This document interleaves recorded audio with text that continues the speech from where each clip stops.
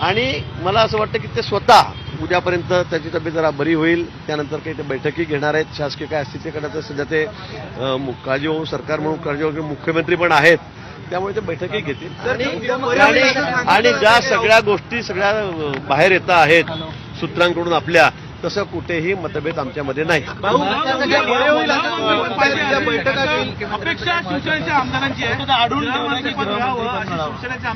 माझी या बाबतीमध्ये कुठे चर्चा झाली नाही. हा सगळा वरिष्ठ पातळीवरचा निर्णय आहे.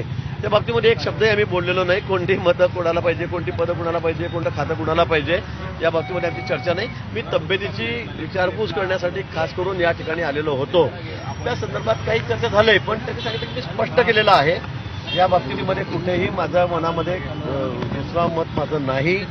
आणि जे काही होतं ते त्यांनी आपल्या समोरच 2 दिवसापूर्वी सांगितलेलं आहे. जर बघितलं तर तुम्ही म्हणतायत की